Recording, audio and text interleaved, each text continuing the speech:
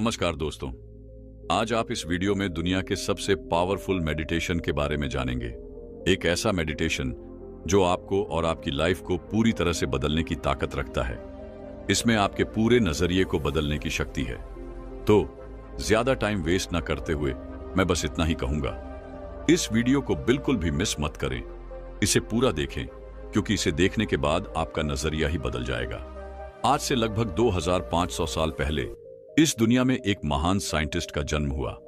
कुछ लोग उन्हें भगवान का अवतार मानते हैं तो कुछ उन्हें मानवता का उद्धारक कहते हैं। और उस महान व्यक्ति का नाम था गौतम बुद्ध। जैसा कि हम सभी जानते हैं, सिद्धार्थ गौतम एक राजा के बेटे थे और खुद भी एक राजा थे। इसलिए उन्होंने अपने जीवन के शुरुआती कुछ साल महल की शान शौकत में बिताए। लेकिन फिर एक दिन जब सिद्धार्थ अपने रथ पर बैठकर अपने राज्य का भ्रमण कर रहे थे तो उन्होंने एक मरे हुए व्यक्ति को देखा जिसे 4 लोग अपने कंधों पर उठाए हुए थे और बाकी लोग दुखी मन से पीछे पीछे चल रहे थे। सिद्धार्थ ने ऐसा पहले कभी नहीं देखा था। उस घटना ने उनके मन पर इतना गहरा असर डाला कि उन्होंने अपना सारा राजपाट छोड़ दिया, हाँ, सब कुछ, और संन्यास लेकर सत्य की खोज में निकल पड़े। दोस्तों, ऐसा कहा जाता है कि 6 साल की कठिन तपस्या के बाद भी जब उन्हें कुछ हासिल नहीं हुआ तो सिद्धार्थ एक पेड़ के नीचे ध्यान लगाकर बैठ गए। जो पेड़ वह बचपन में लगाया करते थे उसी के नीचे बैठ गए और खुद से वादा किया, जब तक मुझे मेरे सभी सवालों के जवाब नहीं मिल जाते मैं यहां से नहीं हिलूंगा, चाहे इसके लिए मुझे अपनी जान ही क्यों ना गंवानी पड़े। कहा जाता है कि गौतम बुद्ध पूरे 48 दिनों तक उस पेड़ के नीचे ध्यान में बैठे रहे और फिर 48वें दिन वैशाख की पूर्णिमा की शाम को, यानी फुल मून की इवनिंग पर, उन्हें परम ज्ञान की प्राप्ति हुई। दोस्तों, वैशाख पूर्णिमा को ही बुद्ध पूर्णिमा के नाम से जाना जाता है और जिस ध्यान या मेडिटेशन के माध्यम से गौतम बुद्ध को ज्ञान की प्राप्ति हुई वह कोई साधारण ध्यान नहीं था, वह था विपासना मेडिटेशन। यह एक बहुत पुरानी तकनीक है जिसका जिक्र आयुर्वेद में भी किया गया है। लेकिन समय के साथ मेडिटेशन की यह तकनीक लुप्त हो गई। लेकिन ज्ञान प्राप्ति के बाद गौतम बुद्ध ने अपने शिष्यों को यह मेडिटेशन तकनीक सिखाई और इसे पूरे भारत में फैलाने के लिए कहा ताकि ज्यादा से ज्यादा लोग इस पावरफुल मेडिटेशन तकनीक को जानकर अपने दुखों और परेशानियों से छुटकारा पा सकें। विपासना मेडिटेशन कितना शक्तिशाली है इसका अंदाजा आप इस बात से लगा सकते हैं। जब सम्राट अशोक ने कलिंग युद्ध में लाखों लोगों को मरा हुआ देखा तो उनके पश्चाताप की कोई सीमा न रही। तब एक बौद्ध भिक्षु ने सम्राट अशोक को विपासना मेडिटेशन करने की सलाह दी। कहा जाता है कि उसके बाद सम्राट अशोक का जीवन हमेशा के लिए बदल गया। अशोक, जिसने खुद कलिंग युद्ध में लाखों लोगों को मारा था, बाद में वही अशोक विपासना मेडिटेशन से इतना प्रभावित हुआ कि उसने अपने राज्य में जानवरों को मारने पर भी बैन लगा दिया। सम्राट अशोक विपासना मेडिटेशन से इतने प्रभावित हुए कि उन्होंने कुछ बौद्ध भिक्षुओं को दुनिया के अलग अलग हिस्सों में भेजा ताकि लोग विपासना मेडिटेशन को सीख सके। विपासना मेडिटेशन दूसरे मेडिटेशन से अलग क्यों है? इसमें ऐसा क्या है जो इसे इतना पावरफुल बनाता है? हमारे मन में बचपन से ही हमारी यादें, अच्छी बुरी भावनाएं और हमारी दबी हुई इच्छाएं व आवेग जमा होते रहते हैं और यही सारी चीजें सबकॉन्शियसली हमारे बिहेवियर, इनफैक्ट हमारी पूरी लाइफ को कंट्रोल करती है। हमें उसका पता भी नहीं चलता। जैसे कि मान लीजिए हम किसी इंसान पर भरोसा करते हैं या हद से ज्यादा भरोसा करते हैं। अगर वही व्यक्ति हमारे भरोसे को तोड़ता है तो हमारे दुख और दर्द का कोई अंत नहीं होता। कुछ लोग तो डिप्रेशन में भी चले जाते हैं, लेकिन कहते हैं समय सारे घाव भर देता है। जैसे जैसे समय बीतता है हम सब कुछ भूल जाते हैं। पर क्या सच में हमारा सबकॉन्शियस माइंड, या यूं कहें अवचेतन मन, उन सारे इंसिडेंट्स को अपने अंदर स्टोर कर लेता है और उन्हें इतनी मजबूती से बैठा लेता है कि चाह कर भी हम उन्हें भुला नहीं पाते? फिर होता क्या है, हमारा सबकॉन्शियस माइंड यही मानने लगता है कि भरोसा और दुख, दर्द और डिप्रेशन, हाँ बिल्कुल, भरोसा करने का मतलब ही तकलीफ सहना है। और धीरे धीरे ये बात हमारे बिलीफ सिस्टम का हिस्सा बन जाती है। फिर फिर हमारा दिमाग हमें उस दुख से बचाने के लिए पूरी जिंदगी किसी पर भरोसा नहीं करने देता, जब तक कि हम अपना पूरा बिलीफ सिस्टम न बदल दें। दोस्तों, यह तो मैंने आपको सिर्फ एक छोटा सा एग्जाम्पल दिया है। हमारा अवचेतन मन ऐसे न जाने कितने अच्छे बुरे बिलीफ से भरा हुआ है, लेकिन क्या हमने कभी गहराई से सोचा है कि ये बिलीफ हमारे जीवन को कैसे प्रभावित करते हैं? इस बात को समझने के लिए 1937 में लियोपोसी ने ह्यूमन पर्सनैलिटी और बिहेवियर को समझने के लिए एक ह्यूमन पर्सन टेस्ट का आविष्कार किया, जो बाद में सीजी टेस्ट के नाम से फेमस हो गया। अब आप सोच रहे होंगे, मैं आपको यह सब क्यों बता रहा हूं? तो जान लीजिए, विपासना मेडिटेशन के लाखों फायदों में से एक बड़ा फायदा यही है। विपासना मेडिटेशन के माध्यम से आप अपनी गहराई को जान पाएंगे, अपने सबसे गहरे डर, भावनाएं और दबी हुई इच्छाओं को समझ सकेंगे। और जब आप इन्हें पहचानेंगे, तभी आप खुद को पूरी तरह बदल पाएंगे। अब सोचिए, विपासना मेडिटेशन कितना पावरफुल है। यह किस हद तक इंसान की जिंदगी में बदलाव ला सकता है। इसका अंदाजा आप इसी बात से लगा सकते हैं कि भारत की तिहाड़ जेल से लेकर अमेरिका की रोनाल्डसन जेल तक में कैदियों के बिहेवियर को सुधारने के लिए विपासना मेडिटेशन करवाया जाता है। सोचिए, अगर यह साधारण मेडिटेशन होता तो क्या इसे जेलों में अपनाया जाता? नहीं। इसका मकसद सिर्फ रिलैक्सेशन नहीं, बल्कि इंसान के अंदर गहराई से जमी नकारात्मकता को खत्म करना है, ताकि कैदी जब बाहर जाए तो फिर से कोई क्राइम ना करे। आज 44 देशों में 202 से ज्यादा विपासना सेंटर मौजूद है, जिसमें लाखों लोगों को विपासना मेडिटेशन सिखाया जाता है। तो अब आइए जानते हैं, विपासना मेडिटेशन क्या है। विपासना शब्द दो शब्दों से मिलकर बना है, वे और उपासना। अब आप सोच रहे होंगे, ये दोनों शब्द क्या मतलब रखते हैं? तो जानिए, वी का मतलब है विशेष और उपासना का मतलब है देखना। यानी विपासना का मतलब हुआ विशेष तरीके से देखना। बौद्ध धर्म ग्रंथों में सती प्रथा के बारे में विस्तार से बताया गया है। वहीं इन ग्रंथों के अनुसार मेडिटेशन को 4 भागों में बांटा गया है: काया उपासना, वेदानु उपासना, चित्त उपासना और धम्म उपासना। सबसे पहले काया उपासना विपासना में हमें अपनी सांसों पर ध्यान केंद्रित करना होता है। क्या आप जानते हैं कि बाकी की मेडिटेशन तकनीकों में हमें गहरी और लंबी सांसों के लिए कहा जाता है, ताकि हमारा दिमाग जल्दी शांत हो सके, लेकिन विपासना मेडिटेशन में आपको ऐसा कुछ नहीं करना है। इस मेडिटेशन तकनीक में आपको बस अपनी सांसों पर ध्यान लगाना है, चाहे सांस छोटी हो, लंबी हो या गहरी। आपको इसे बदलना नहीं है, आपको खुद की और अपनी सांसों की सच्चाई को देखना है। अब ऐसा क्यों किया जाता है? क्या आप जानते हैं? इसके 2 बड़े कारण हैं। पहला, हर सेकंड के अंदर हमारे दिमाग में कोई ना कोई दूसरा विचार आता है, तो उस न सेकंड के चक्र को तोड़ने के लिए हमें सांसों पर ध्यान लगाने को कहा जाता है, ताकि हमारा कंसंट्रेशन गहरा हो सके और हम रियल विपासना मेडिटेशन को सही तरीके से कर सकें।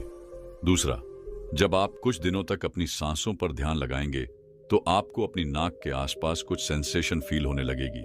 क्या आप समझ पा रहे हैं? यह इसलिए होता है क्योंकि आपको पूरे शरीर में सेंस की जागरूकता जानने के लिए सांसों पर ध्यान लगाने के लिए कहा जाता है। अब अपनी सांसों पर ध्यान लगाने के अलावा आपको एक और काम करना है। जब भी आप किसी चीज को देखें, तो सबसे पहले अपने दिमाग से उसकी पहचान हटा दें। जैसे कि बचपन से हमें यह बताया गया है कि यह कुत्ता है, यह बिल्ली है, यह पेड़ है, यह गाय है, और इसी तरह हर चीज की जानकारी से हमारे दिमाग को प्रोग्राम कर दिया जाता है। अब 2 मिनट के लिए अपने दिमाग से यह बात हटा दो कि यह कुत्ता है, और फिर उसे देखो। क्या आपको पता है कि इस तरह से देखने से क्या होगा?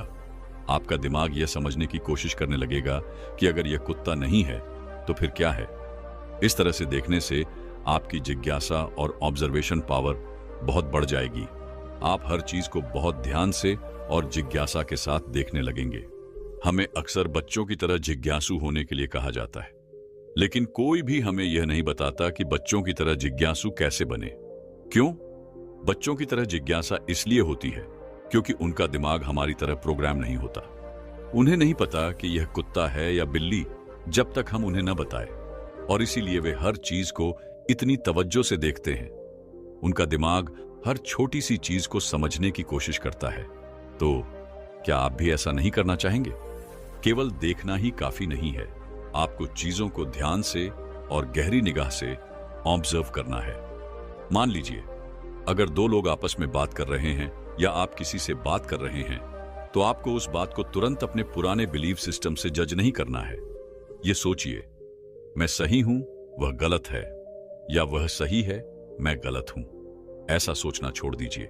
आपको बस यह देखना है कि क्या हो रहा है, और ऐसा आपको उठते बैठते, चलते फिरते हर समय करना है। इसका मतलब है आपके शरीर की सेंसेशंस से लेकर हर चीज का निरीक्षण करना है। अगर आप इस तरह का नजरिया अपनाते हैं तो सबसे पहले आपकी हर चीज में जिज्ञासा बहुत बढ़ जाएगी। क्या आप समझ रहे हैं? और दूसरा, आपका मन जीरो थॉट्स यानी थॉटलेस स्टेज की ओर बढ़ने लगेगा, क्योंकि एक समय में आप या तो किसी चीज का निरीक्षण कर सकते हैं या फिर उसके बारे में सोच सकते हैं। आप दोनों चीजें एक साथ नहीं कर सकते। तीसरी बात जो आपके साथ घटित होगी वह यह है, आपकी ऑब्जेक्शन पावर इतनी बढ़ जाएगी कि आप हर चीज में सच को देख पाएंगे। चाहे वह आपके इमोशन हो, दो लोगों के बीच की बातचीत हो, या दुनिया की कोई भी चीज हो, आपको हर चीज में सच दिखने लगेगा। क्या आप इसे समझ पा रहे हैं? और यही विपासना का सही मतलब है। किसी भी चीज को उसके वास्तविक रूप में देखना, इसे शब्दों में बयान करना सच में बहुत कठिन है। आप विपासना को तभी समझ सकते हैं जब आप इसे अपने अनुभव में लेकर आएंगे। अगर यह कहानी आपको अच्छी लगी तो अपने दोस्तों से शेयर जरूर करें। अब देखते हैं दूसरी वीडियो। वृद्धावस्था एक इंसान के जीवन का वह समय होता है जब उसे बहुत सारी बीमारियां अपने शिकंजे में कस लेती हैं। लेकिन तथागत गौतम बुद्ध का शरीर बुढ़ापे में भी बीमारियों से मुक्त था। उनकी चाल में एक अद्भुत सफलता थी। उनके चेहरे पर एक गजब का तेज था। जब वह घंटों ध्यान में बैठे रहते थे तो उनकी रीढ़ की हड्डी एकदम सीधी रहती थी और वह थकते नहीं थे। रात को सोते समय जिस अवस्था में वह होते थे, सुबह उसी अवस्था में उठते थे। ऐसा प्रतीत होता था जैसे उनके जीवन में कोई कष्ट, कोई दुख, कोई रोग या फिर कोई भी तनाव नहीं है। उनका प्रत्येक शिष्य इसी तरह के जीवन की कामना करता था। एक दिन तथागत के एक शिष्य ने तथागत से सवाल किया। उसने कहा, हे तथागत, एक भिक्षु का पूरा जीवन भिक्षा पर व्यतीत होता है। भिक्षा में उसे जो कुछ मिलता है उसी को खाकर वह अपना भरण पोषण करता है। बहुत बार तो एक भिक्षुक के शरीर की मूलभूत जरूरतें भी पूरी नहीं होती, उसका पेट भी पूरा नहीं भरता। लेकिन जब आपके शरीर को देखता हूं तो मुझे बड़ा आश्चर्य होता है।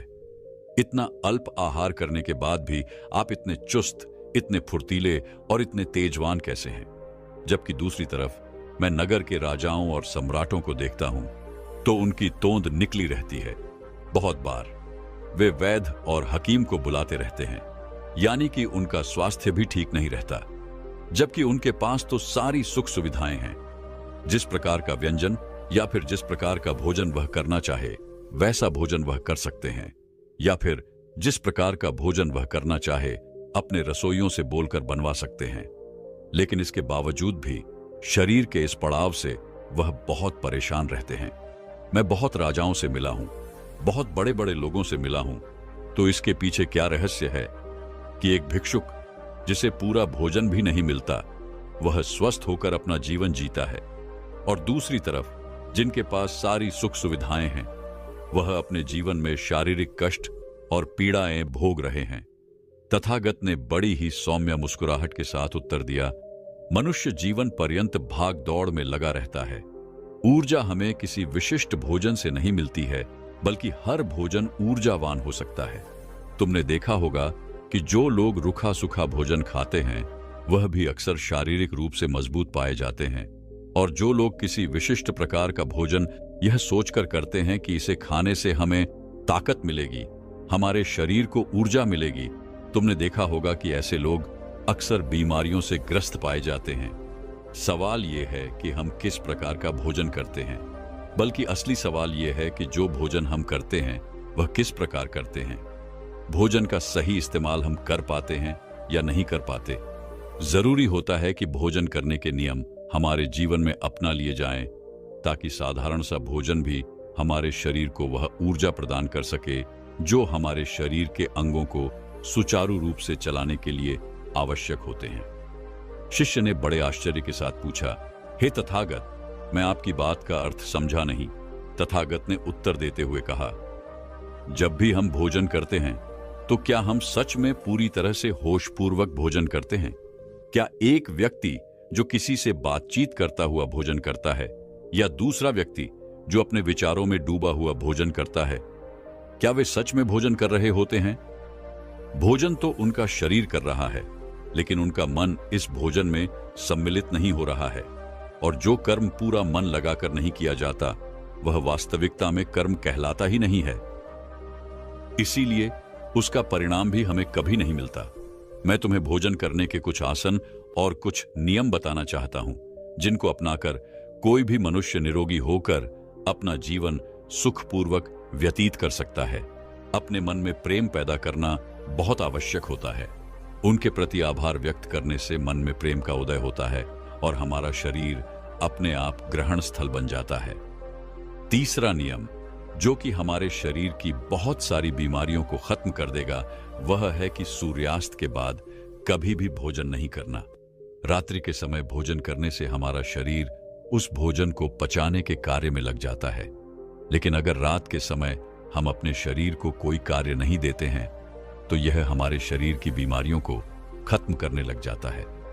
हमारा शरीर अपने आप अपनी बीमारियों को ठीक करने और उसकी मरम्मत करने की शक्ति रखता है, लेकिन पर्याप्त खाली समय न मिलने के कारण हमारा शरीर अपनी बीमारियों को ठीक कर ही नहीं पाता है।